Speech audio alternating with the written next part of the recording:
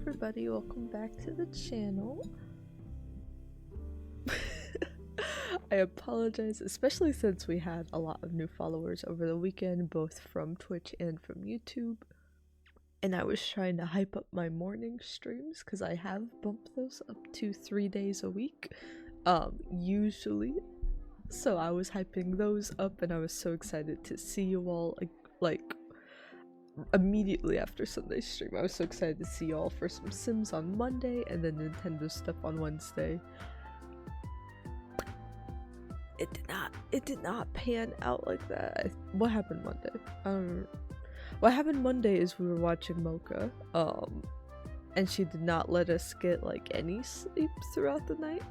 And then I woke up in the middle of the night and found like a little. And then it actually ended up being a work emergency is what I think was the worst part, but it was definitely like, it could be a work emergency, so I had to show up early and work a little later and just had a really long work day on Monday. But yeah, because I had to start a bit earlier, I wasn't able to stream Monday, and I let y'all know that in the Discord, and I'm like, because Mocha might not let us sleep and the same thing could happen Tuesday morning, we're not gonna make it up on Tuesday either. We'll just jump back into it on Wednesday. End of day Tuesday, I had a really bad migraine. I don't usually get migraines in the first place, which is what kind of made it scary, but I had a really bad migraine that affected my vision. I was starting to go, and then my nose. I've been having nosebleeds whenever I'm sick. Ever since I got COVID back in, like, what was that, 2022, I want to say. So a few years back now, but since then, whenever I don't feel well, like sinus-wise, I have a bloody nose, like a little bit, but it was like really bad and incredibly painful just to like inhale, and stuff, and I had to just sit in a dark room all Wednesday. It's actually the first official like sick day that I've used for me being sick at work in the whole year I've been there already. But yeah, I needed to take a sick day. I know some people were like, oh, she's taking a sick day. She must be free, like, because everyone plays games and stuff and like actually calls out for a sick day but then has like fun and stuff, or it's a mental health sick day. No, it was a I might need to go to the hospital if this gets any worse sick day, but thankfully it didn't. I think I genuinely just needed a day to rest and not look at any screens. So I stayed off of like my phone and stuff for a good like first half of the day yesterday. I don't have it up here now because I need to do that, and I do still need to set up the curtains. I got the other curtain rod this week. I just need to go pick it up from the mailbox. But yeah, I need to set up the curtains here, and I need to rearrange our Legos back there because I spent my sick day finishing the Beauty and the Beast castle. That's one of, I think the Mario like question block is still my favorite all-time Lego build, but that might be up there for my second favorite build. I had a lot of fun building the Lego castle. If you like building Lego sets and then you like them to have like little movable parts and you like them to have little secrets and stuff in the build as well, and just to feel satisfying to complete each step without it being too repetitive, highly recommend the Beauty and the Beast castle. I knew it would be a fun one, and I was hoping, I had high expectations because it is like almost 300, not quite, it's not quite at the 300 range, but it does get close to that. But yeah, it was a lot of fun. I do think it was worth the money if you are a big Lego fan. If you're not a Lego or a Disney fan, there's really no reason for you to ever get a Lego Disney castle. But, and I haven't done the like Cinderella one, and I don't know if the Disney Parks Cinderella one is any different from that, so I haven't built those either, but now I'm kind of curious too. They just announced some Wicked castles as well, but I'm gonna have to rearrange this. I don't think we have the real estate for any more castles right now, so if we could only have one, I'm glad it was the Beauty and the Beast one. Part of the reason I needed to rest up Wednesday also was just, I have plans to go see the touring Beauty and the Beast musical and travel tomorrow, so there will be no streams this weekend. To make up for it, I'm going to do multiple long streams the following weekend. Why is my cat? Oh, he needs food. No, he has food. Oh, he's just trying to wake up my partner to be mean about it. There, I just gave him more food. That should calm him down. But yeah, I'm going to go see that this weekend, so there'll be no streams, but when I come back we will do a Donkey Kong Bonanza weekend, which I'm going to put a poll up because I'm almost done with the game, but there's so much to see in the game. So I'm going to put a poll up on if we would rather start a Twitch playthrough of it. Man, I do need the curtains. The light's already coming in. Whether we want to do like a Twitch playthrough of it and start from the beginning and just kind of speed run it throughout the whole weekend, or if we wanted to play the file I already have and not worry about the story and just do collectibles all weekend and then like beat the game at the end. So I'll put a poll up on whether you guys want to see it. I am down to completely redo a full file and just kind of speed run it because the movement tech is like really fun in the game and I want to get better at it, and the story is really cute. The story and the cutscenes are really cute, but also it's not like, I wouldn't call it a story-based game. It has a lot more substance to the plot than like Mario Odyssey did. So it reminds me more of like the earlier Mario 3D platformers in terms of story. I think it handles it a lot better. But is it necessary to like find bananas and have fun gameplay wise? No, probably not. But I will pull you guys sometime next week in the Discord about that. Or maybe this weekend, I don't know. Whenever I feel like it. Whenever I feel like it. I'm still trying to recover. That's why I don't have any makeup on, just to not irritate my eyes any further. So my apologies there. Yeah, it's been an interesting week for me in conclusion.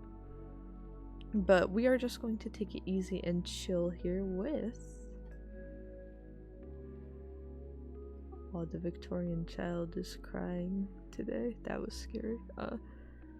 But we're just going to take it easy with our current arena blockout. So for those that didn't see any of our previous game dev streams or didn't see our weekend kind of quick game jam, I have been remaking some arenas from Kid Icarus Uprising in Unreal Engine 5, and I'm a level designer professionally, but not really like much of an artist or a programmer, so we've been using like kits to help make them a little prettier for some of the other maps we've done, and then we've been using Unreal Lyra as the template for the gameplay, which is definitely not one-to-one. I've been trying to make small changes over time to the system to better reflect Kid Icarus's like light versus dark mode and how that gameplay feels, but Lyra's a bit of a pain to edit, so that's definitely a work in progress. So for now, it's basically the same as regular Lyra. Yeah, this map here, if you're familiar with Kid Icarus Uprising, might look familiar. It should, because this is the completed blockout. But this is the Ancient Fortress map. The big thing about this map is it has this like big interior space with a lot of verticality in it.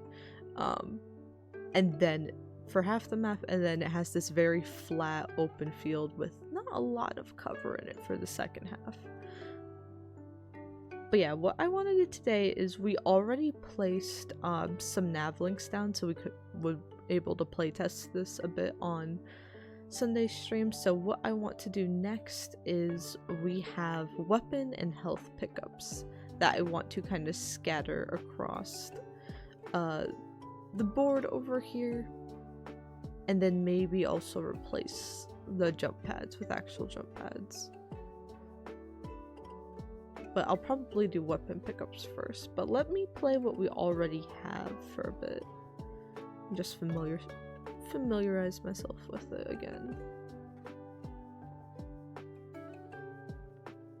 Oh wait, we don't even have the player starts. Yes we do, yes we do. What am I talking about?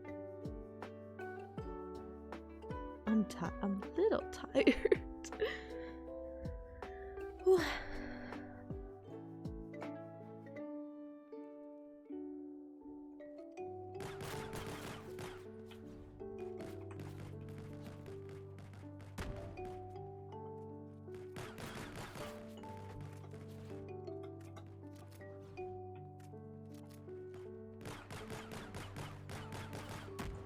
Ignore how trash my aim is. No! They cornered me.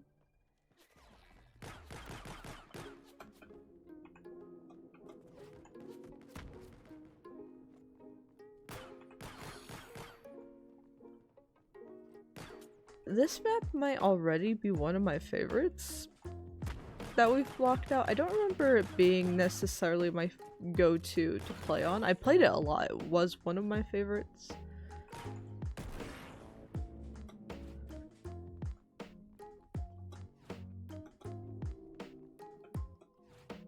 Looks like the nav. I don't even know if it's the nav. Just sometimes the Lyra characters like stop what they're doing. And they just think about it. I think it's the system itself. Move.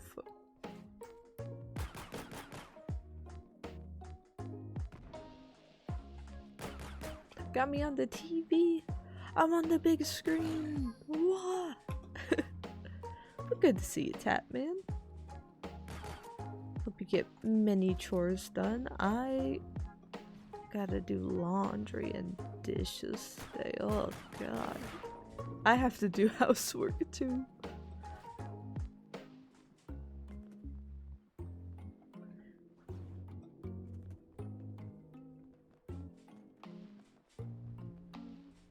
I'm at the point with my laundry where when the hamper starts folding in on itself, it's like, yeah, I should probably do something about that. Okay, that guy's moving around now.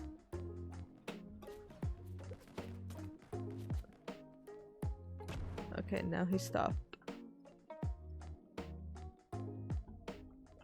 Interesting. I know something that helps them move more. I guess we'll just go ahead and start placing these pickups now into our gameplay level.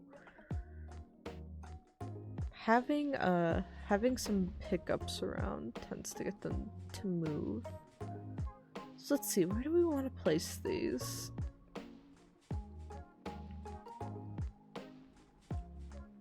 We'll definitely place like a few out here and then maybe 2 of each weapon type in here.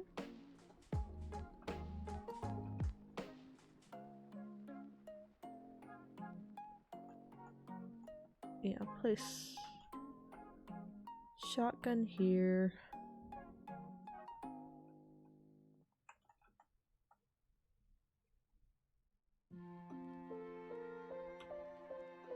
Place one in here.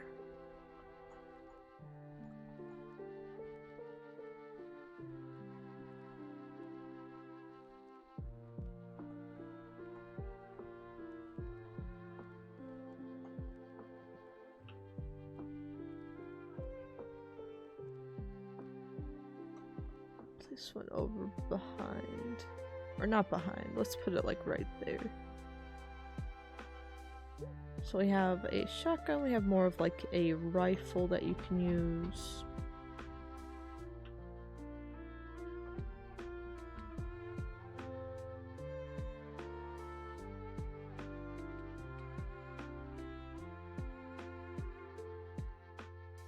I kind of want to just put it out in the open. Maybe out in the open, like slightly over this way.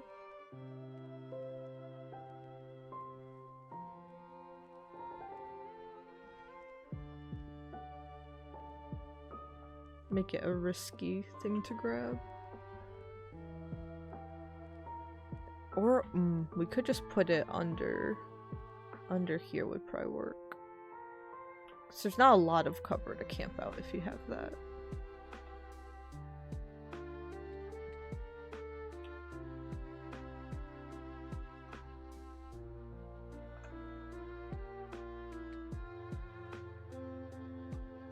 I'll put one right in, or wait, I'm using that as a player spawn. Then let me put one right, just right here in the center, I guess. Damn.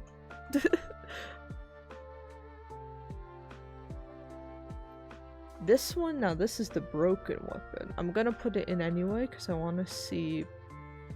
I feel like it could work well in this map, but it is broken. Thank you, Lyra. Gonna put it right there. So those are those. The pink one's a pistol pickup, which you start with a pistol anyway, so I'm not gonna bother with it.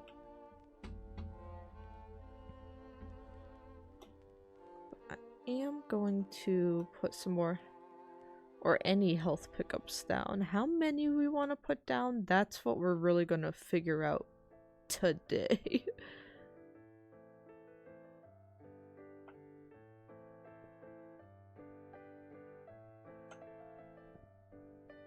I'll put like one over here, and then yeah, we'll have the one back here.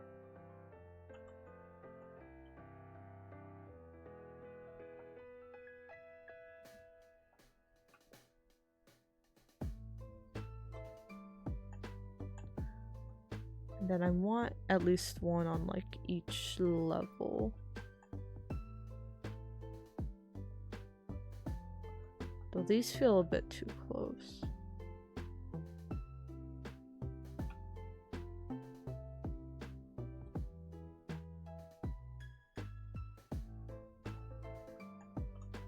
It's a little close to a spawn, but you know what?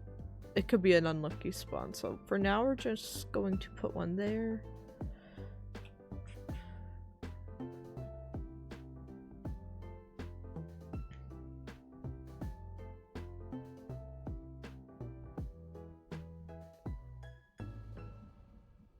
Where else? I'll put one out on the balcony. Why not?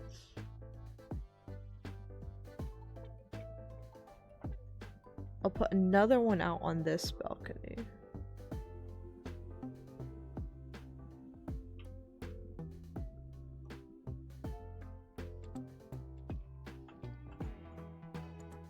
But like all the way over here.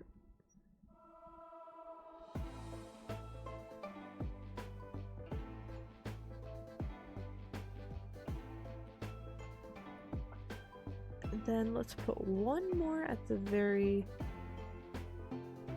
Oh my gosh, I just moved my whole... What the... Unreal! Okay. Yeah, Lyra froze for a minute, so instead of grabbing... instead of grabbing the mesh I wanted, it just went all the way over to my other monitor. I love that. I love that a lot. Put another one just right here. Right, that doesn't seem bad. That doesn't seem bad.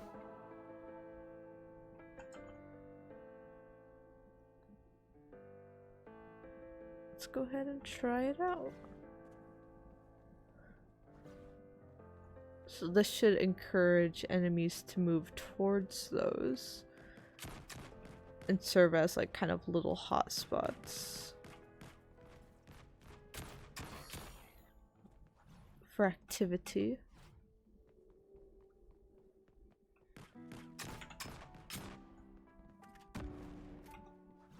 Grab a health pack.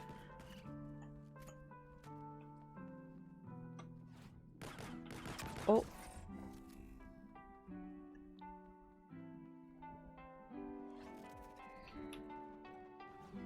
I might run just like one without me playing at the end and just like have it simulate what actual good players would play like.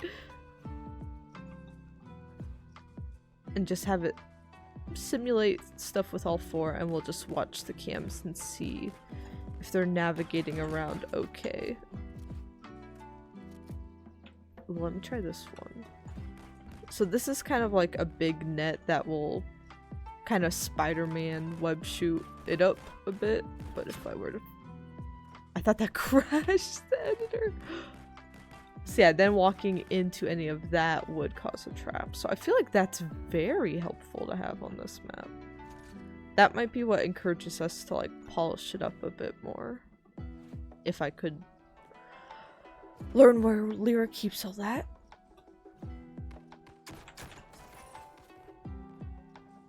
Cause it's never easy with Lyra.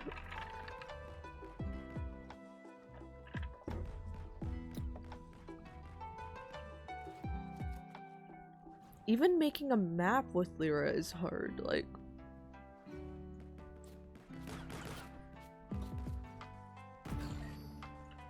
you have to put it in its like content structure, but its content structure is kind of all janky and messed up. Oh my gosh, they blended in with the blue. Oh, you see, get out of my way. They're running in here? I don't think so. I missed.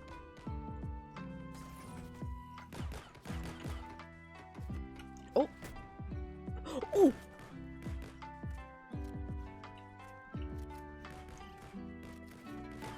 Okay, I'm clearly struggling with the health, but I don't know. I feel like that's the amount of punishing it needs to be. I think I'm just bad. And that's okay.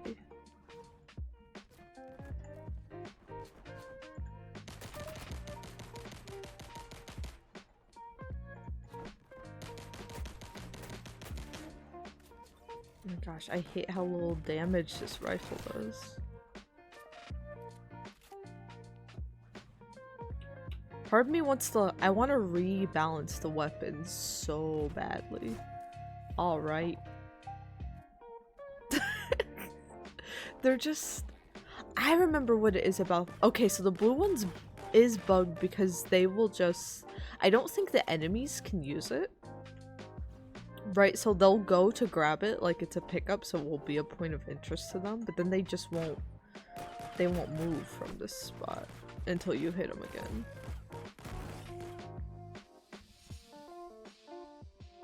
I remember this was happening on our pumpkin patch map.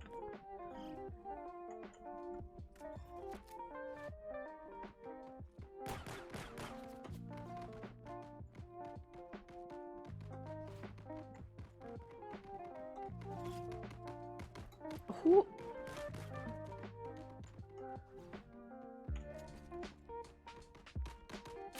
Oh, they're using the little side path. That's awesome. That's awesome. I didn't think the AI would use this. That makes me very happy. I cannot describe the joy I feel seeing them use that janky little path there.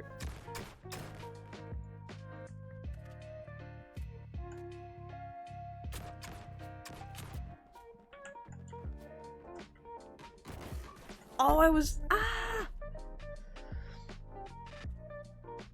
This map's fun. This map's fun though.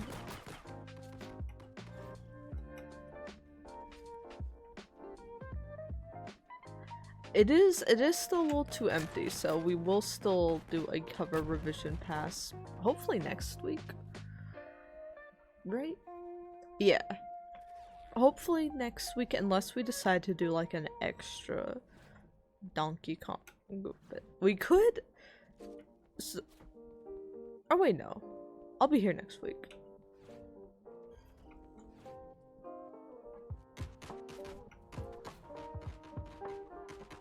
Oh, but yeah, the next weekend's when I'm gonna do Donkey Kong. So we could also, I'll ask like how many days we want to stream, because I will have, I believe, the Monday after our Donkey Kong weekend off.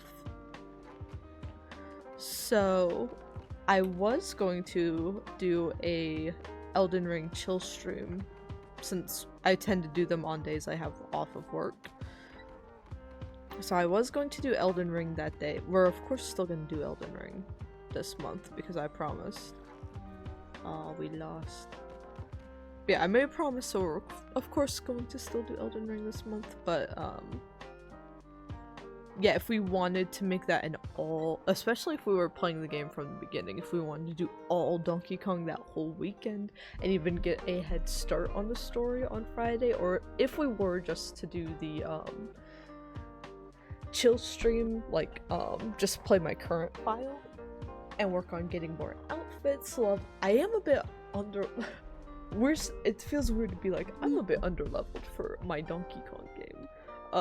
But I do feel like I am. So I wouldn't mind just like holding off. I finally updated Sims on my other computer, and I do need to play Elden Ring and stuff, so like I have other things to play other than Donkey Kong for like the next week if needed. But yeah, maybe I'll send out a poll this weekend so I know whether to beat it on my own time or not.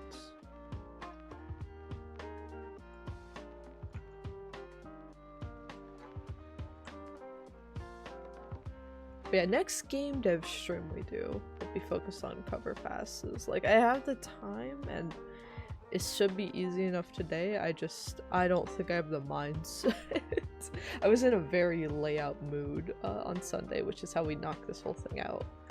But I just kind of want to play test and observe the level today. Brain is coming back online. Jump pads, that's what we can do next. Did I put them here? Nope.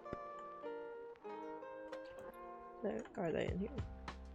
Nope. Excellent. So where are they?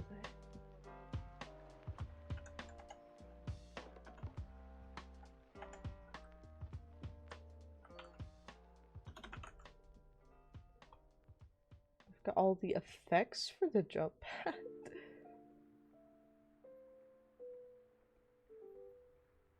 Okay, I don't think it's called jump pad is the thing. But here's what we're gonna do. Cause I know it's somewhere in here.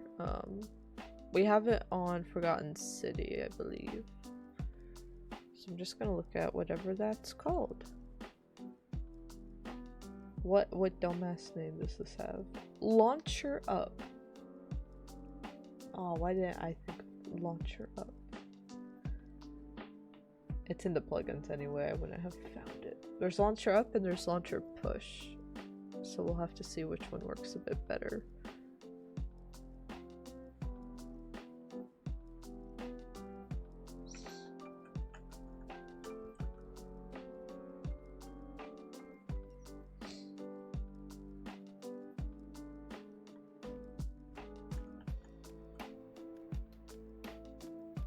Both of these in for now.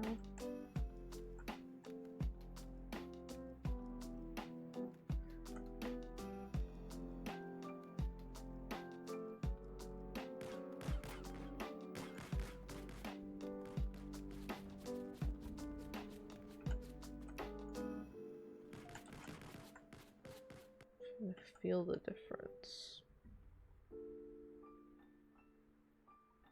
I think this one allows you to go multi-directions a bit better, while this one's a little more kind of like locked in place.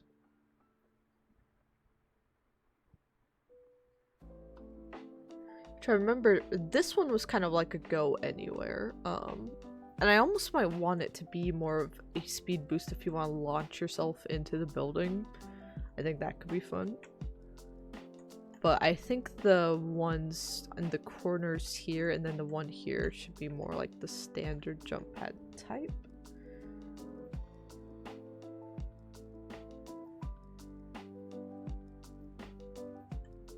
Question then is just, how do we do that? Though this has a target. Maybe if we just set the target, that would work. Maybe the pusher's more like a jump pad and the jump pad's more like a push. That's what that might be what it is, but let me check. Okay, that one would, that one would get us there.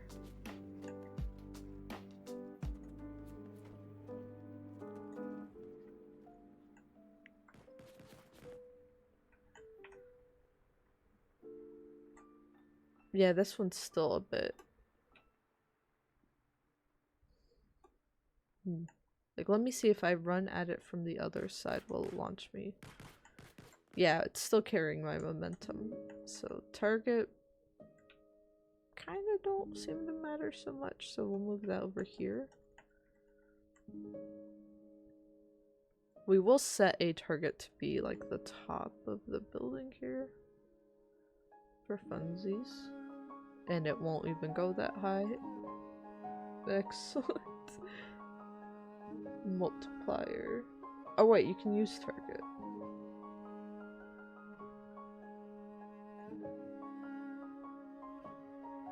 If I crank that up, will let me move the target more? No.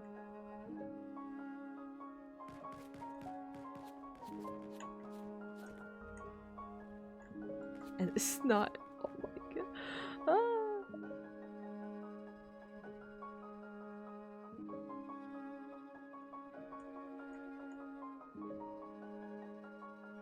Yeah, in fact, I don't think we need this at all then. I don't think we need that one at all.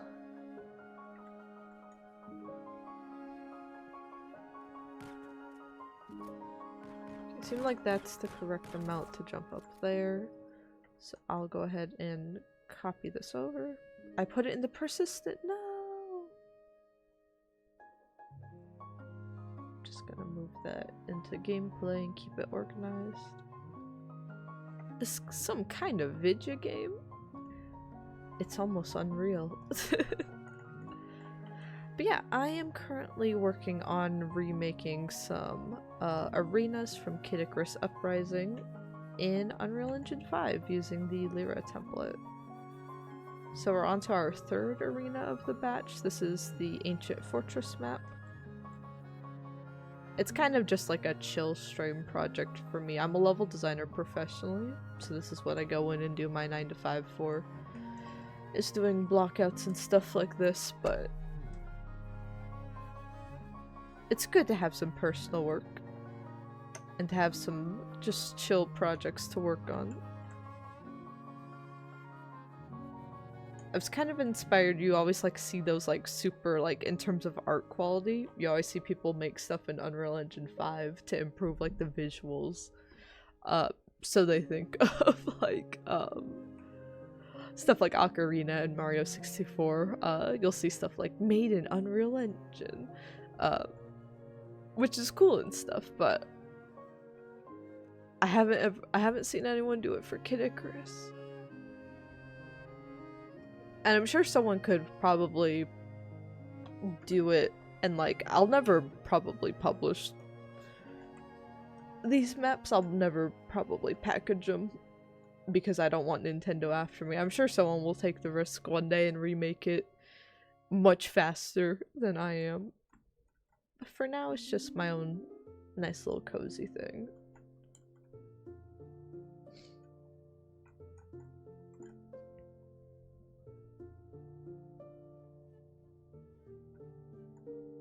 I'll move on to something new when Nintendo acknowledges Kid Icarus.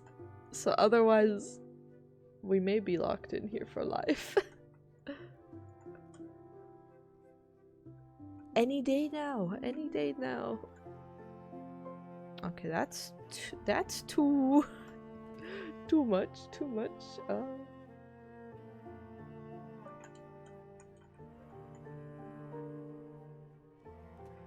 Why has no one remade Pong? The people want to know.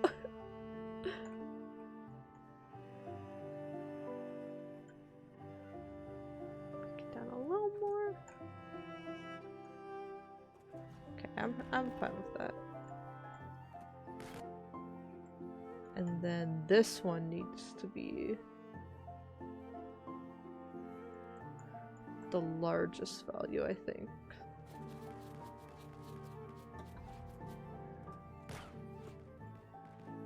That way you could— this one's just here kind of for airtime, honestly. Oh, if I was using the shooter game template I had in Unreal 4, that one had a rocket launcher.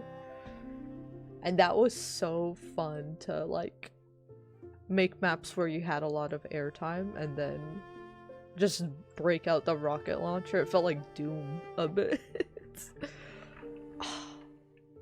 You know, that template wasn't as organized, and it wasn't like as official as Lyra is supposed to be, but the Unreal Engine 4 shooter game template, man, that thing got me my first few portfolio pieces, like before I had any credits and I was just making levels. That template got me through it. Lyra's kind of, it has more than that, but Lyra somehow feels like a shell of what that template was at times to me.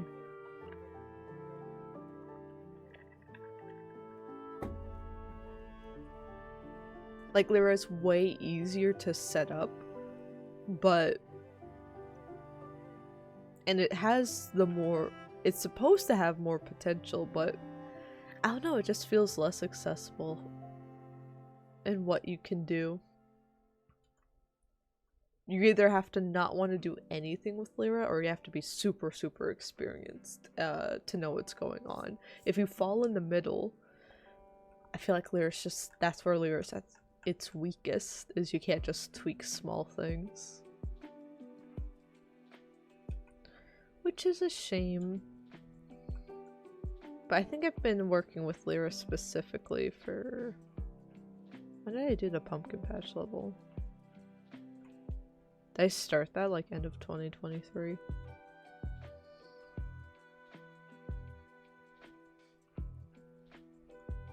I think I started that in the fall beforehand, actually. So I guess I've been using like this specific template for 2 years on its own, probably using Unreal for 5 for closer to 3. Unreal in general over 5 years, so I guess Lyra's taken up a good chunk of that, and I don't like that, because I complain about this template a lot. But it's actually taken up a good chunk of my expertise now, and I don't know how to feel about that. Oh no.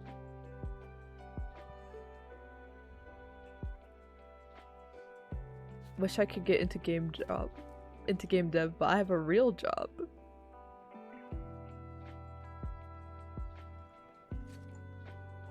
What do you mean by that?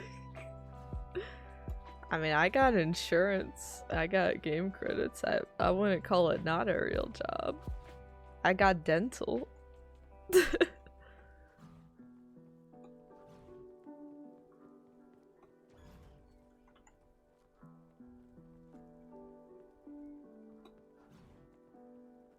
Especially with the game industry being the way it is right now.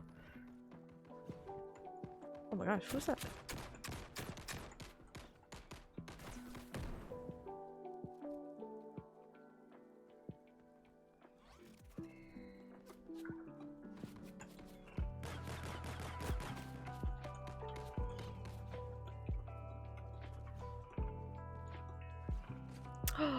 Nomi streams raiding with a party of 2.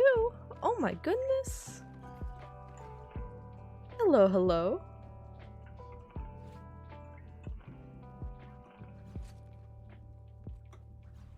How are y'all doing? Welcome to the channel. I am currently just doing a quick chill stream before going to work this morning, but I've been working on remaking some arenas from Kid Icarus Uprising in Unreal Engine 5 here.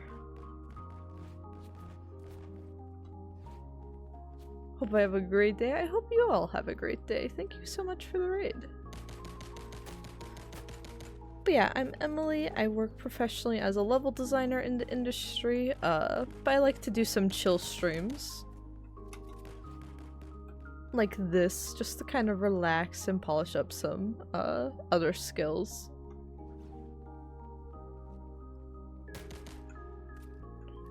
I also like to just talk about game design all the time,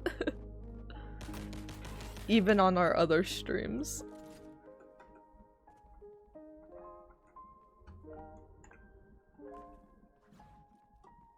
But yeah, what sort of game devy stuff were you all doing today? Where did they go? Where did they go?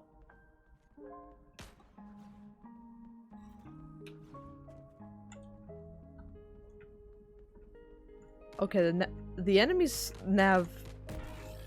Ooh, that was cool. Okay, I was gonna say it's drastically improved, but tinplate over there is still getting... It's not navigation though, I think. It's something with their behavior movement.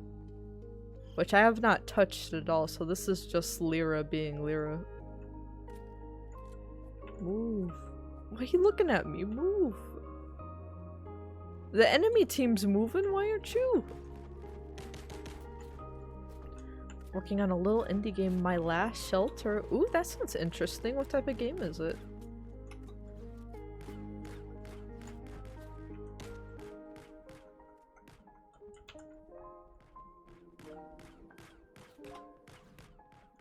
And also push button. I didn't mean to like pile onto your chat earlier. I was just a little hesitant because we do have people, not on these streams so much, but definitely I've encountered people that are like, when are you gonna get a real job? And it's like, I'm in the tech industry.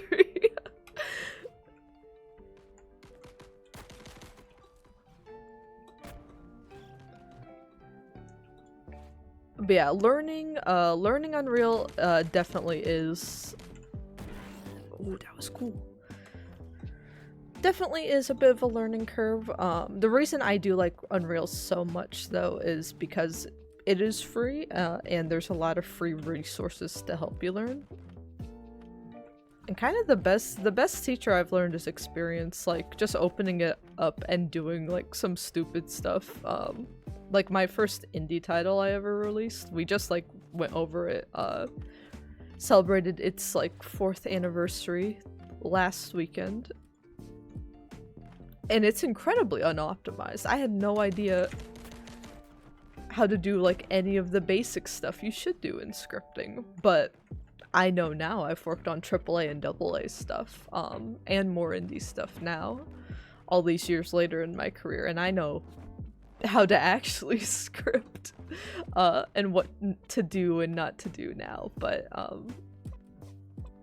it's only because I let myself make those mistakes in the first place. So game dev doesn't have to be like something you crunch and put like a bunch of time in. In fact, that is probably when I've learned the least in my life, is when I'm crunching to that point, because all I can focus on is how miserable I feel.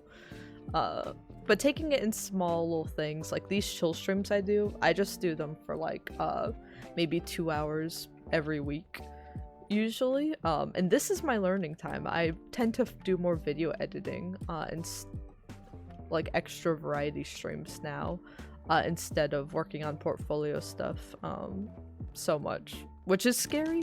You might think of this industry, what are you doing? You should absolutely be prioritizing and constantly grinding on your portfolio right now, but I think making sure I actually am learning the skills and they're sticking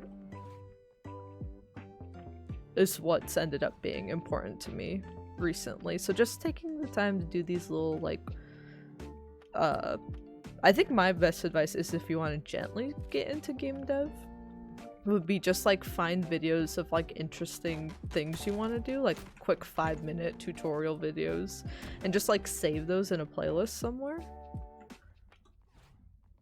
and then just like follow one of those a week.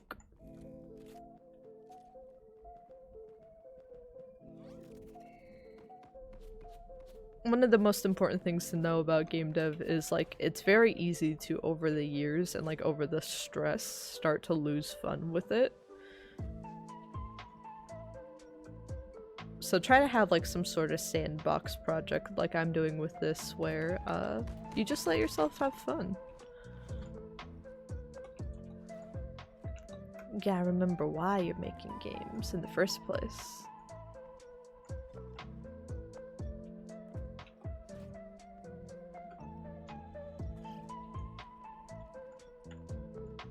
Oh, I love management sims so much. That's just how I play The Sims, is as a management sim.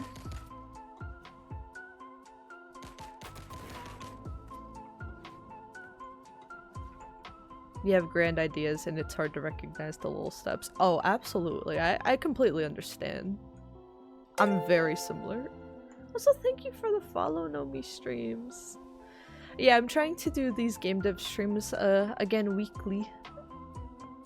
I used to do them Thursday nights, but I've been so burnt out some days after work that I can't open up a different Unreal file at the end of the day. But doing it before work makes me feel pretty refreshed, so I think Friday mornings are going to be the place to be for more of these. I hope you have a great rest of your day. No! That's fine. Let's see, maybe? Let me try moving these down for a bit. Maybe they don't like the nav points up there.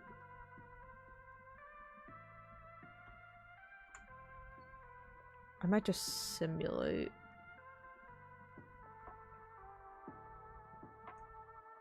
And see how they move around. But yeah, I think that's why I got so nostalgic for like my first indie title, was because again, it's definitely not great. It's not great because I just left a lot of like tutorial stuff out. Definitely a lot of optimization and mission stuff just didn't get in because I didn't know how to do it. But I think the important part for our group was we were like, it's not going to meet like the original scope we had for the game, but just like getting something out there, making that first move. It's terrifying and you'll have some regrets about it, but I don't regret just putting out there and getting that credit out in the world. There's things I look back on for some of like my published AAA stuff and I'm like, dang, I wish I did that better, and like that's what the comments will be, and I'll be like, oh, I wish I could tell them, you know, how much I fought for this thing that the people wanted and it just didn't make it in. But yeah, at the same time, sometimes you just have to sometimes the only way to like get to the big picture in the ending at all is taking those little steps. But I understand how hard it is. I have like so many unfinished like little prototypes on here as well, because I'll be like, it's not adding up to what I wanted it to be, so I'll just like never touch it again. So I'm trying to spew all this knowledge, but my my Unreal files, project files on this computer would say otherwise. They'd be like, what is she talking? She doesn't know what she's talking about.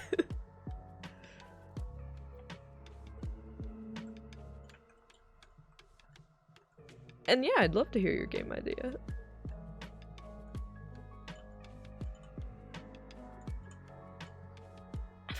I have a prototype idea that I came up with just while I was on like a lunch break, and I'm like, I really want to prototype this out like really badly. But I still haven't because I wanted to like get this blockout done on stream first. But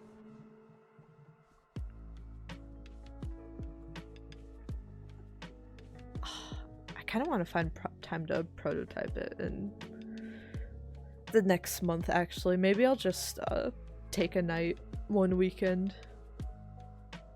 One night to like knock out the blockout and the pitch for it, and another night just to start working on some basic scripting and prototypey stuff.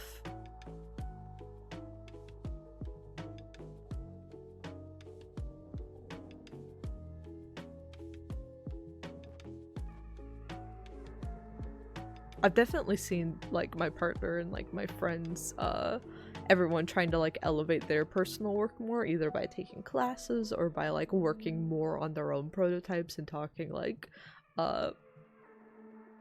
hey, how do we just make a game and stuff, and like self-publishing. So it's kind of inspired me. I'm like, I don't think I'll do it anytime soon, but I'm like, maybe one day I should just make my own game again. But again, I gotta take those little steps to get there, which means I have to actually make time and make a prototype this month. But I do want to. Looter shooter set in a city of destructible meshes. Ooh, a rock, paper, scissors element? That's a really cool way to think about destruction. Having a triangle like that.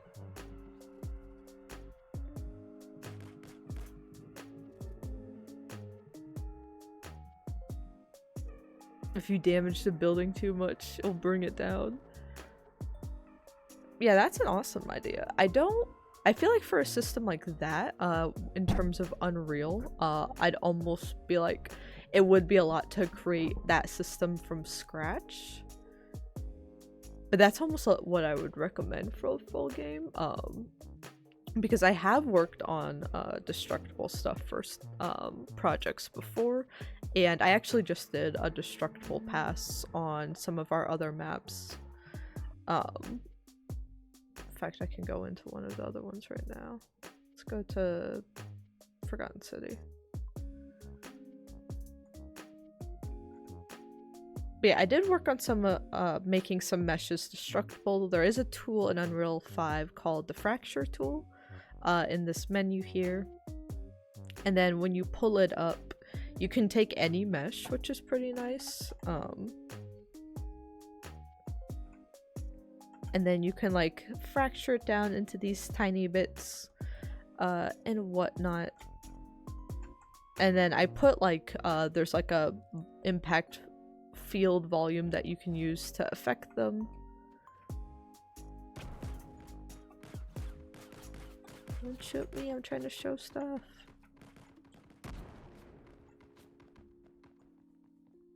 So yeah, it's not perfect. It's not perfect at all. I have a lot of complaints about the system actually, because it was like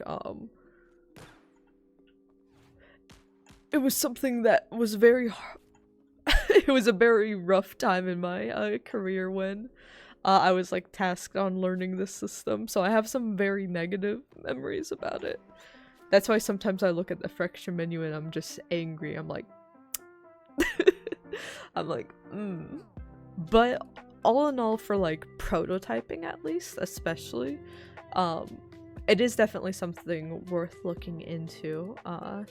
So yeah, Unreal Engine 5 Fracture. I've done some of my previous VODs up on Twitch and YouTube have had me like doing a quick kind of run through of how to set those up, but I've also watched I learned that information through plenty of videos on YouTube. So yeah, I think if you wanted to at least if you want to at least prototype the visuals of that, then Unreal Engine 5 does already have a tool, and it would have to be Unreal 5 and not 4, because they did not have that back in 4. It was a brand new thingy.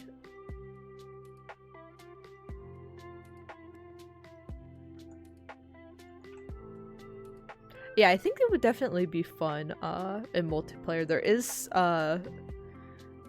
There is definitely a tricky thing with looter shooters, especially. I've worked on some in the past where you want to balance single player and multiplayer in terms of difficulty and especially in terms of reward. Balancing rewards usually is like a risk-reward system. Usually it's more focused on the risk in general when balancing single player versus a multiplayer thing, but it's also like for the looting portion, especially making sure that like I think Borderlands typically has the stuff where you can either share rewards or like compete for them, so deciding if you want a full choice like that or if you want it to be like fully competitive one way or the other, and then with a dynamic layout asking yourself like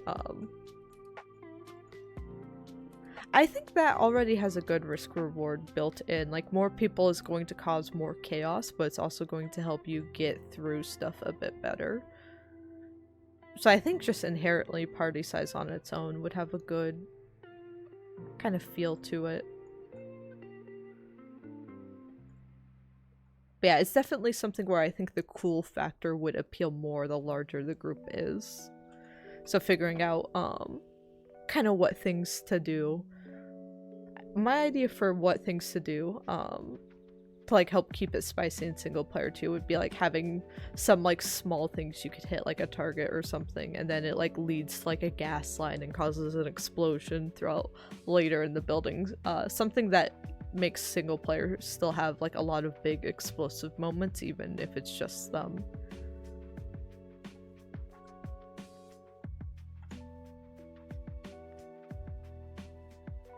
When you want to smash, burn, laser cut, chemical melt, it's gonna be a nightmare to sync. Yeah, the fracture system, that's what I always say, like, Unreal's chaos system, it's really good for prototyping. Yeah, I was on a project that was like, oh, and then we can like take this past prototyping, and I was like, no. I was like, do not make me do that. On God.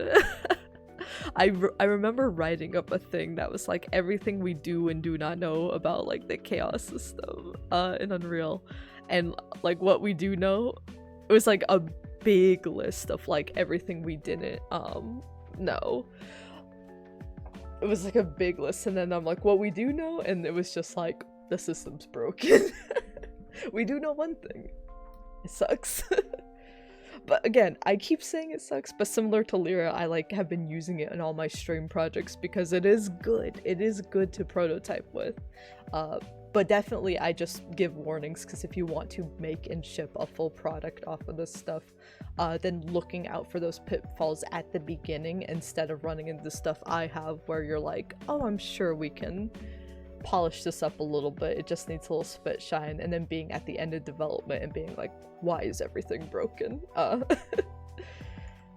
yeah, fracture menu, excellent place to start, but it needs a lot of love and care to make it work with your stuff. There's values where you can track events that happen off of like your destructibles and your geometry collections. I believe like half of them don't work. So that's a little tricky when it comes to scripting also, if the event you're calling doesn't ever like work and get sent through, that causes an issue a bit.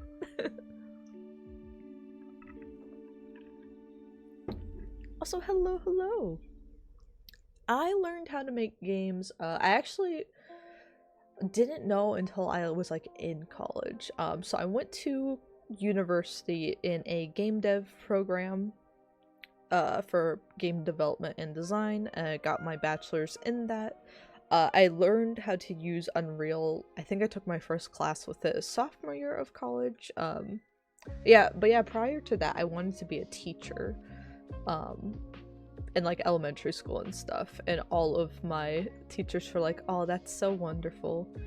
We are in the American public school system. Do not become a teacher unless you want to ruin your life, is what they told me. Sweetest teachers I had ever had. They were miracle workers, and they were like, it's only gonna get worse, which it definitely is. Now I see that as an adult. It definitely got worse.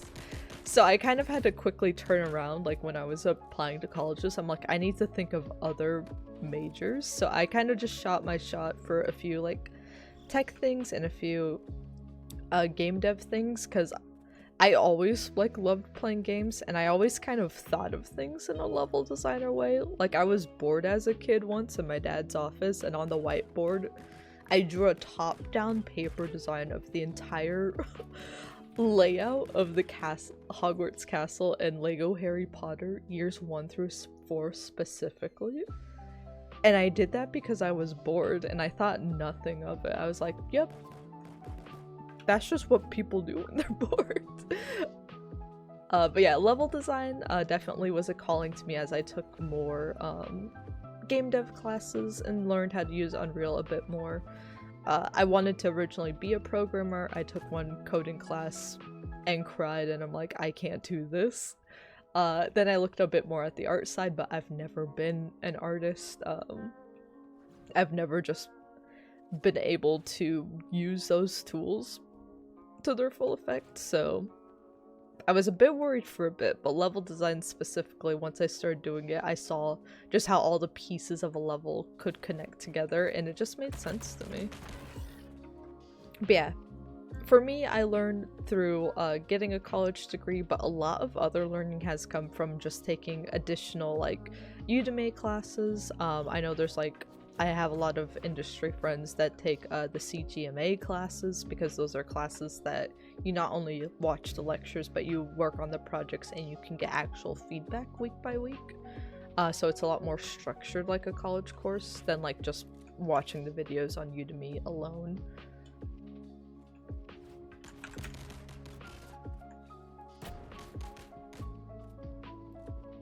But yeah, that's how I learned how to make games. My first internship and my first like indie game credits were in college, through capstone projects and through like connections there. But then I was fortunate enough to get an entry-level position as a level designer in the industry. Like 2 days after I graduated, I was like super hype about it. I got to work on Tiny Tina's Wonderlands, was like my first AAA credit. I got to do some arena design, which arena designs kind of become like my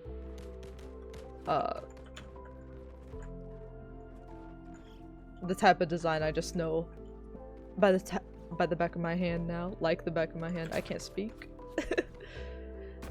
But yeah, I got to work on some more AAA stuff and some more AA stuff as well. That's been unannounced, unreleased type stuff, NDAs, so I don't know if I'll ever get to talk about them, but I had some really cool stuff that got me like promoted to staff level. Also, thank you for the follow. That got me promoted to staff level early in my career, so I was super psyched about that, but then alas, game dev layoffs kind of hit at the start of last year, so I spent the first half of the year looking for work, as many are right now, because the games industry is definitely a mess right now. But I'm at an indie company currently, working on a little title called SCP-5K. That's in early access right now, and it's a tactical first-person shooter, so I'm getting to do more shooter design again. And I've gotten to get back into doing like mission design and some world building and set dressing as well alongside that, so it's been pretty fun.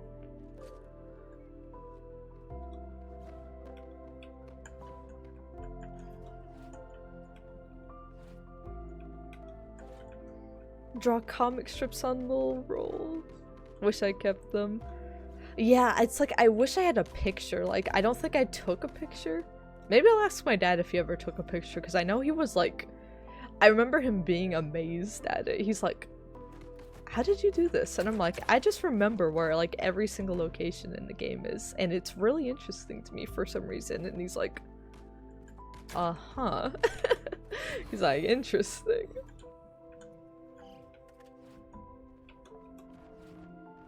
Yeah, it really makes me wish I hung on to like more things I did as a kid, just to like draw the connections and try to like analyze like what I was doing then with what I do professionally now.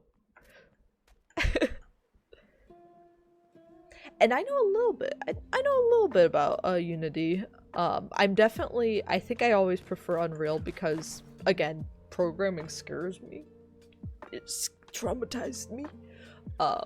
So for me, being able to do blueprint scripting in Unreal was like a godsend. I don't think I would be nearly as far in my career as I am if it weren't for, I'm not even a scripter. I don't even call myself an Unreal scripter, but just knowing the basics and being able to prototype stuff has helped me like express and communicate my ideas so much, and it's come in handy for like debugging stuff and rescoping stuff too on projects. So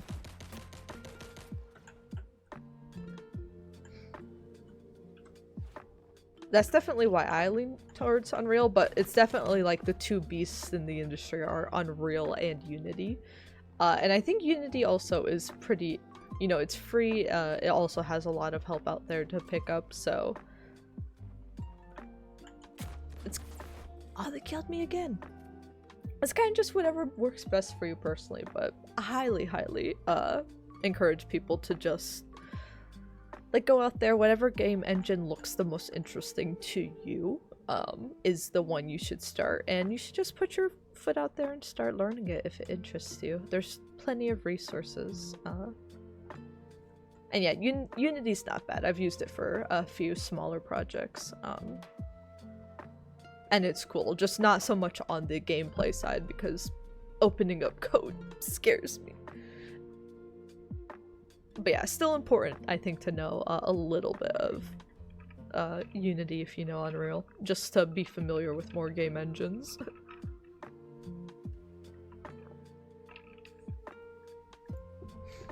And I hope the industry will recover. I think at the end of the day, I think the big names at the top are going to realize eventually, hey, if we want to make actual quality games, we need actual quality people making them. We can't just keep laying people off forever.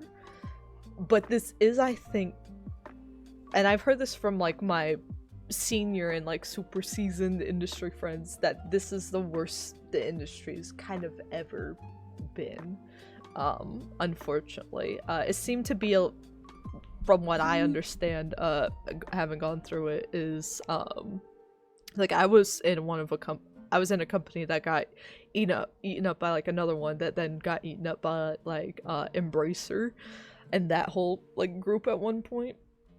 So what I think kind of just happened is it seems like everything started booming for the game industry over COVID because everyone was playing games and stuff, and the all-time like the quality of games that you guys see coming out and like the amount of games coming out, that is still very high. People still love games. It's still at an all-time high. It's just slightly lower than it was during COVID when people had literally nothing else to do. So even though the average, like, this decade is still way higher than the average in, like, the 2010s and the 2000s, it's slightly lower than it was during COVID. So I think a lot of corporations panicked, and like it was almost like a bank run where you had like some of the larger ones were the first to like go and start like shutting down things because they overbought and they overinvested, and thought that number would keep going out instead of naturally dipping back down once people started working again, going outside again. And yeah, it almost became like a reactionary thing, I think, where like some people start like completely closing stuff, so then other corporations were like, oh my gosh, things are failing, we have to do this. And it's just been like rippling throughout the industry, and I think the shock of that is now settled. I think the shock of like all the corporations reacting to each other, like that was kind of more like last year, I think, that we felt that impact. And now it's just, unfortunately, it just feels standardized. Like corporations are very comfy with being like, I could like give a game, I can let a game cook that will probably, I've seen so many cool things behind the scenes get canceled.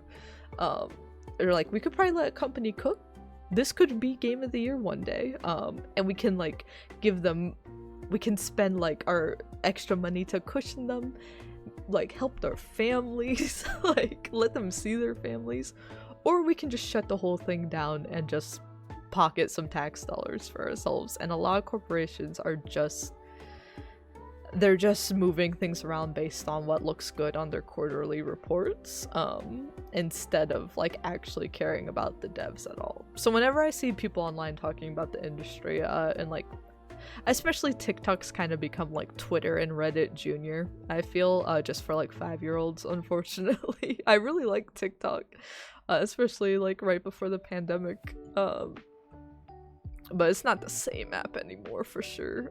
So you see a lot of takes on there that's just like devs are so greedy, devs are doing this and that.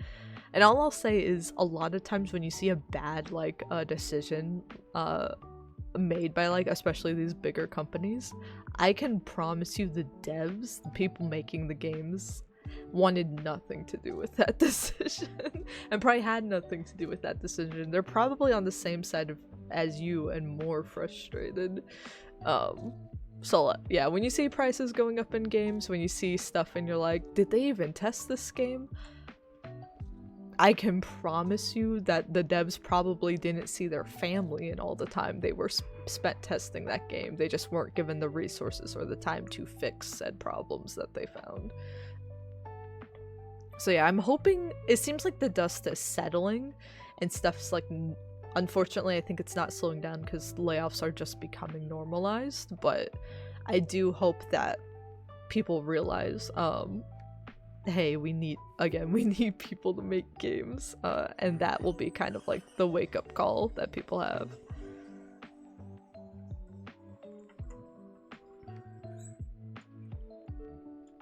Play a game where you can walk down the street and zombies come out from real corners. I think, isn't that like the appeal that the day before was like trying to go through? I just watched like a whole video documentary on how that blew up. Because I asked myself, I'm like, to me it looks like it was, I always thought this probably looks like a scam with that game. But I do kind of get the appeal of people like really people want immersive games so badly that I think they just really wanted the day before to be that. It's definitely the idea of a game.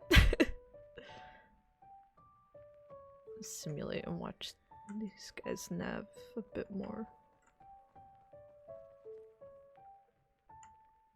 Actually, if I replace... Is it just because this is a static mesh, or is it because of the jump links?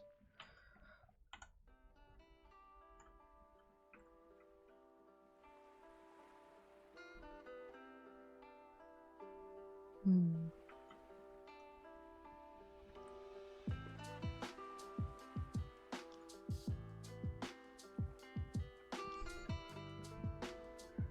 gonna move them back on here and try to watch them move off of this a bit more carefully.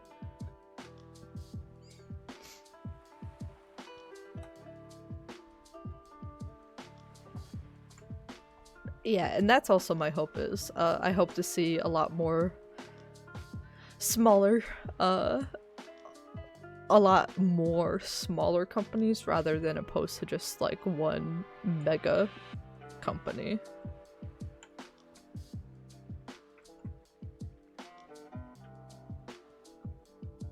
Have I ever met any self-taught devs in the industry? I feel like probably. I don't really know everyone's like backstory per se. But yeah, I would imagine it's probably not like 100% of people have like the same like level of degree in education that like I got, for instance. I think the people I've seen in the industry, the reason they probably have a degree, but there's probably a few that don't, is because when I've talked with them and we talk about experience, like, kind of my degree's like just a side thing. It's like how I got my start, right? But it almost feels like a side thing. I'm like, oh yeah, and I did graduate. I do have a degree. That's right. But yeah, when people talk about their experience, they talk less about like their degree itself, and they talk more about what extra things they did alongside of it. So when I think about people and trying to think about like what educational stuff they've told me about getting into the industry, I think about, again, all those extra outside of college like classes they took, or like any internships they took to get their foot in the door, what their personal work looked like. So a lot of times I hear about all the extra steps they took to learn outside of school and outside of work, more so than what their actual school experience was. So I'm sure there are. I'm sure I've met some self-taught people that I'm just like very spacey on right now. Oh wait, no, I was gonna simulate again.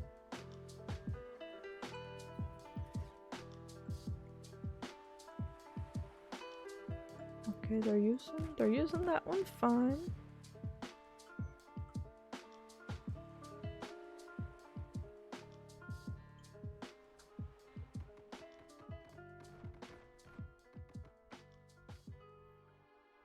A degree just proves you can learn. You still have to actually learn useful stuff. I would agree with that statement, I think. I mean, a degree's nothing to like frown at, for sure. I I pulled too many all-nighters in college to frown at it, but okay, they're just getting stuck at these points in general. Interesting. That's a Lyra thing. I didn't change this one at all. But yeah, I can say, yes, for both, similarly to how I talk to people in industry, everyone I went to like college with, anyone that, regardless if they're in the industry or not right now, but anyone that's like become really fulfilled in their life, and done like stuff via commission or via freelancing, or found something else in the tech industry, but everyone that like was able to push and advance to where they wanted to be today, they did so by doing extra stuff on top of the degree.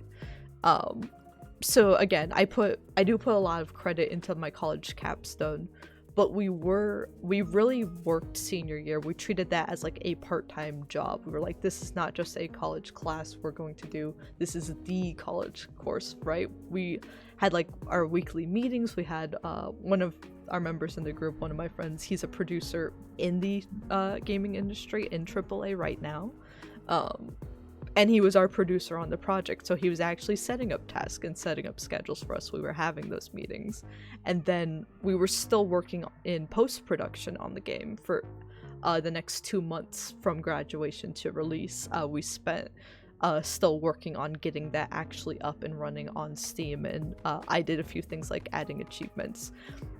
I was graduated. There was technically no reason that I had to do that any of us had to do any of that extra stuff, but that's what gave us that extra push. Is school's only going to teach you the basics of everything, so a lot of the stuff I learned came from just doing like late night scrolling YouTube. It was a combination of the late night scrolling YouTube, but also if I didn't understand something, bringing that in and asking the professor or TA on top of that.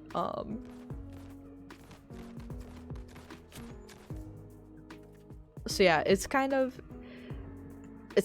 about going that extra mile regardless of like education.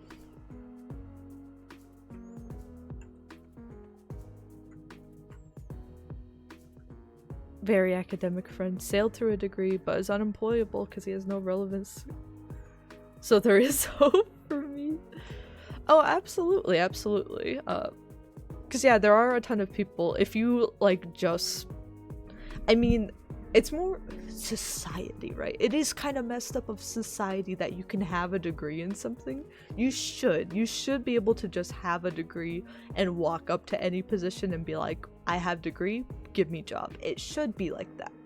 It really is, but unfortunately it's games especially, it's a very competitive industry out there, right? And the world in general with any job right now is going, even like a fast food job, unemployment is making stuff very competitive right now, so you aren't going to be able to just walk in with like a degree or a resume even, and say, I'm qualified, give me the position.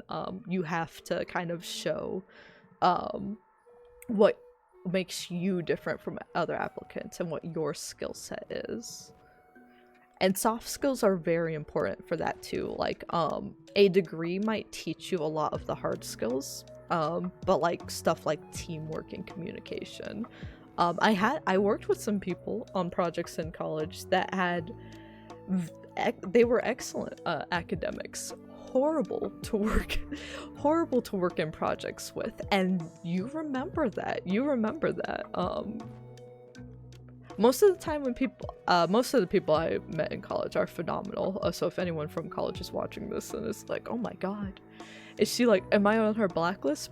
You're probably not. If you're watching this, you're probably really chill. But I will say there have been a couple people that I had just such bad experiences with in college that if they were to be like, hey, I see you're employed now, like, put in a good word for me, I'd be like, and you helped me how? In college? Like, you cannot underestimate soft skills in a time like this. If you aren't able to like, if you aren't able to communicate with people, if you aren't able to like keep composure in tough times, but like get fired up for your ideas when you need to be. If you aren't able to like problem solve well, like when something's broken in the build, like weighing, do I fix it? Like how broken is this? How much of an emergency is this? That would it be better to fix it or not? If you aren't able to weigh those decisions and have those discussions with people, then that's a crucial part of game development. Even if you're just wanting to be a solo dev, you then have to have all of those conversations about design and about risk reward. You have to have those all with yourself, so you do still have to be good at communication because you are your client as well. So yeah, I've definitely seen some just very, very smart people across like my whole life, many positions, just seen incredible people that are like, oh, I don't have to learn anymore, like I'm already good at what I do, I don't need to learn, I don't need to like communicate with people, and that causes friction, and in a time like that, that might make or break your chances to get a new opportunity. So definitely I would say there's hope if you're like, well, is being self-taught gonna set me back for positions? It might make it more difficult, admittedly, at the start, but if you can get your foot in the door and people can like see like what you bring to the table, yeah, especially like later interviews, there's like more technical interviews, but I've also had interviews that are just vibe checks with the company where they're just seeing how would it be like to work with you, right? That's if you're gonna be working on a very small team with people, they're wanting to see like, are you someone that I can spend every day talking to? So yeah, definitely I'd say there's definitely hope out there.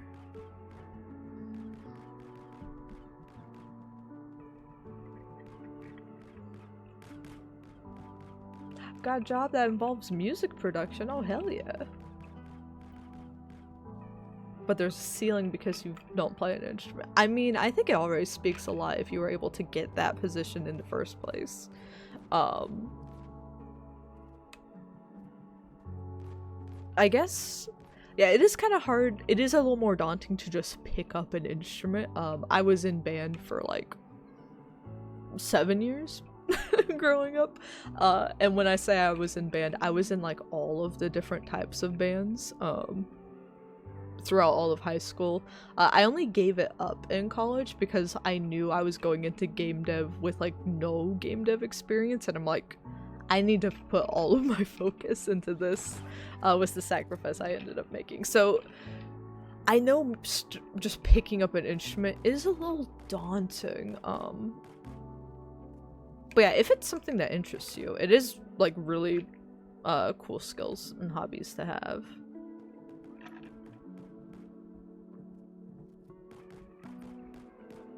But yeah, them refusing to let you do something in school is a little baffling. I never get like hard refusals like that in school in general. They're like, oh, you can't learn this, and it's like, I'm here to learn. I'm here to learn. What else would I be doing? They're like, oh, you don't know this. It's like, yes, that's why I'm here. Right? That's the point. But yeah, I played clarinet for all 7 years, and then I learned a little bit of piano my senior year, and I learned how to play tenor sax as well senior year.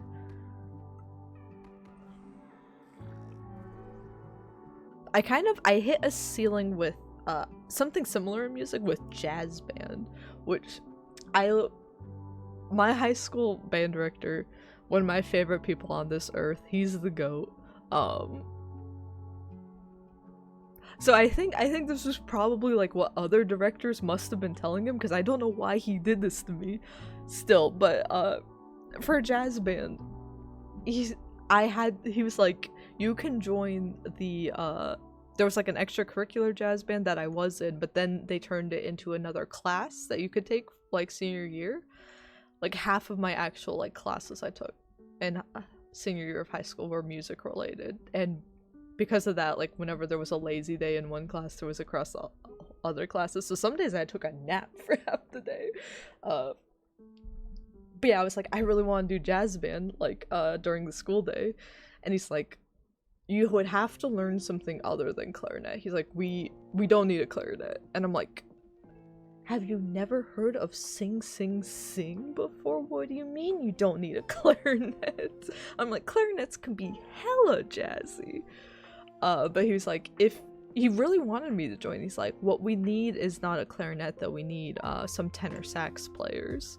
And he told me this like the summer before classes started. So I was like, if I learn how to play tenor sax over the summer, you're telling me I can play? And he's like, yeah.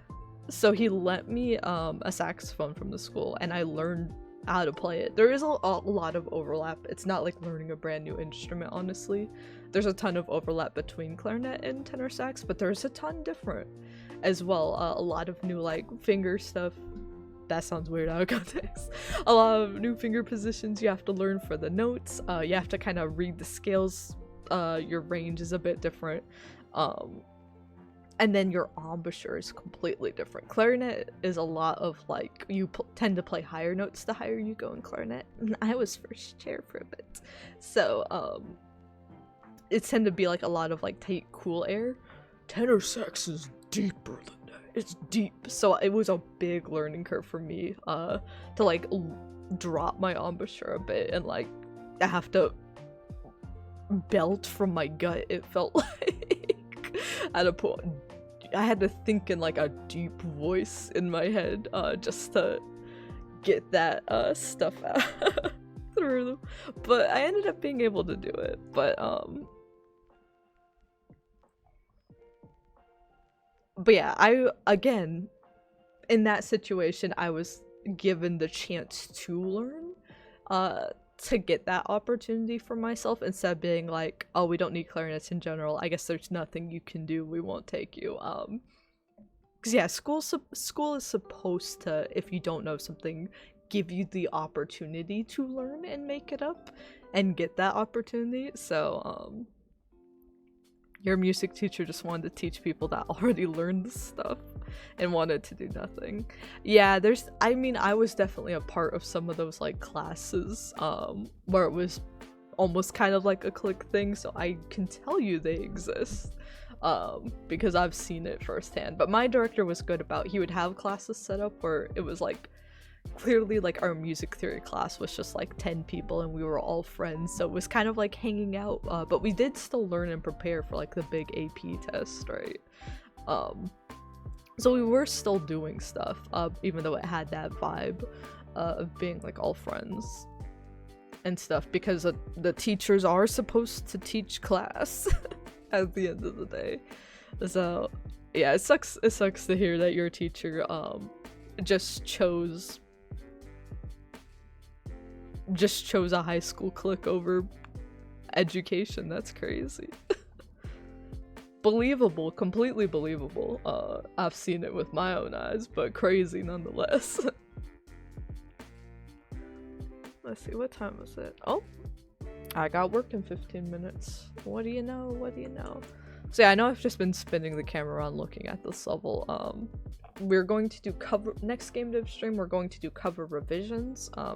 So basically this map that we're remaking from Kid Icarus Uprising, we have the blockout down now. It looks like, in terms of blockout, pretty one-to-one with our reference images here. However, we aren't doing this. I don't have the gameplay down for tweaking Lyra to fully feel like Kid Icarus Uprising yet. So, as you can see, I'm dying a lot because the cover is pretty sparse and there's not a lot of verticality out here in the field part especially. So I think next time we boot this up, we will do more of a focused cover pass. So what I did in the other previous two maps, I think I have an example of it here, right? Yeah, between blockout 1 and 2. Is these like darker pieces of cover here. These actually didn't exist in the original version of the map. So our first blockout, I just blocked it out like 1-to-1, kind of similar to what we have now, but this one was very empty and had no cover at all. So then I ended up doing a second pass that we kept on a separate sub-level so we could toggle it on and off and see the difference, where I added my own cover adjustments for what fits better with this level in this version of the gameplay versus this is what it actually 1-to-1 is in game. So we can see what the actual faithful recreation of the level is, but we also still have it feeling a bit better for what we have now. Actually, and you know what? I forgot that most of this cover was extra because it does look like it belongs there now. I've been looking at it so long, which I guess is a good thing.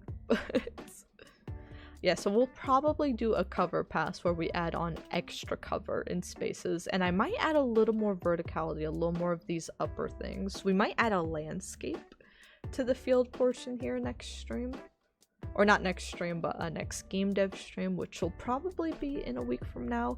Unless we decide to start Donkey Kong Bonanza next Friday, I might get excited and start that early. But if we don't do game dev next Friday, we'll do it in 2 Fridays from now. But yeah, I think that is where we're going to call stuff for today. So thank you all so much for chilling with me this morning. Again, thank you for your patience. I know we had a lot of recent followers over the other weekend with the blockout stream on Sunday, and then we've been having a lot more followers from YouTube as well because I've been posting some video essays there. So I was really excited to do, I'm a variety streamer really, so I was excited to stream Sims for y'all on Monday and then stream some Switch 2 for stuff for y'all on Wednesday. But again, I had no sleep and a work emergency Monday, and then Wednesday I had a migraine that was giving me nosebleeds that would make Stranger Things run for their money. So I was not doing well health-wise, unfortunately, for most of this week, but thankfully felt better today and was able to do this stream. So we should be back to a normal streaming schedule back on next Monday morning. No streams this weekend. I'll be out of town going to go see the touring version of Beauty and the Beast as like a little belated birthday present from my parents and my partners. So I'm excited. But if you guys are in the channel Discord, I also built a Beauty and the Beast Lego castle, so I will send you guys pictures of that. I also baked some like cookie bars the other night that taste like cinnamon rolls, so I will post that as well. I'm Emily Cookie Dough, so I need to do more baking on the channel.